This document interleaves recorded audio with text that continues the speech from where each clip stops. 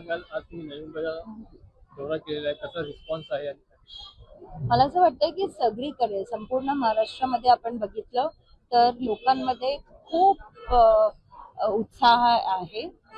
लोक जे आपल्या शिवसेना आणि महाराष्ट्र नवनिर्माण सेनेची जी युती झालेली आहे, सगळ्या लोकांमध्ये एक आशाचं वातावरण आहे. खूप चांगलं वातावरण आहे आणि मी फक्त मराठी माणसांचं बोलत नाही, मी सगळ्या सामान्य मतदारांचं बोलते की सगळ्यांमध्ये अतिशय चांगलं वाटत आहे.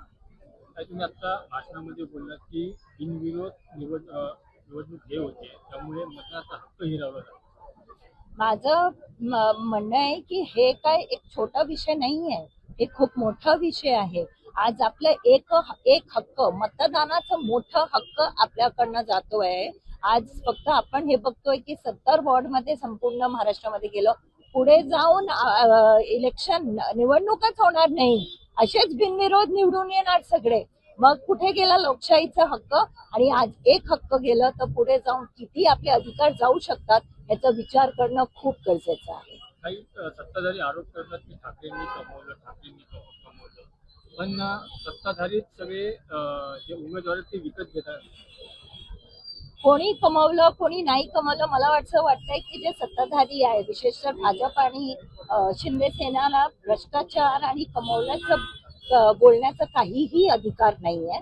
कारण जेव्हा हे सगळे इतके वर्ष तुम्ही पण होता ना युतीमध्ये, तुम्ही पण होता त्यांचं, सगळ्या तुम्ही एकत्रच होता ना, तर आज तुम्ही फक्त त्यांच्याकडे का त्यांच्यावरती आरोप करतायत?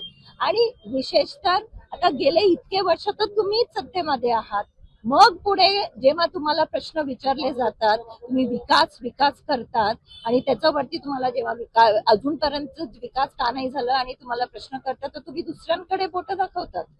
काही सत्तेमध्ये असणारे दोन मंत्री नवी मुंबईचे एकमेकांवरती आरोप करतात. हो, त्यांच्याकडे कामच नाहीये ना दाखवायला, त्यांनी काही केलंच नाहीये, तर फक्त एकमेकांवरती आरोप करणं हेच त्यांच्याकडे एक पर्याय आहे. माझं एवढंच म्हणणं आहे की आज मतदारांना एक चांगला पर्याय शिवसेना आणि महाराष्ट्र नवनिर्माण सेना मिळालेली आहे. एक अतिशय चांगली युती प्रामाणिकपणे झालेली आहे. ठाकरे जे भाऊ आहेत ते एकत्र आलेले आहेत, कारण त्यांना महाराष्ट्रावरती जे संकट आहे ते दिसतो आहे आणि मतदारांनी तसंच विचार करावा. ठाकरे एकत्र आल्यामुळे विरोधकांची पोटदुखी झाली. त्यांची, मी जसं बोलले की त्यांना इतके ते घाबरले आहेत की त्यांच्या पायाखालची जमीन सरकली नाही, गेलीच आहे.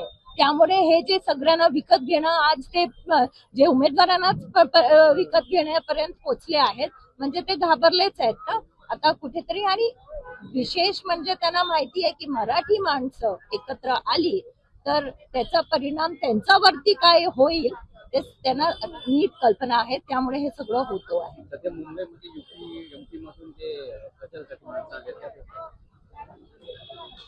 मराठी माणसं एकत्र आलेली आहेत, त्यांना ठाकरे ब्रँडवरती विश्वास आहे. दुसरे जे त्यांना काहीच करायचं असेल ते करू शकतात, पण मतदार आता त्यांना कळलेलं आहे की पुढे त्यांना काय करायचं.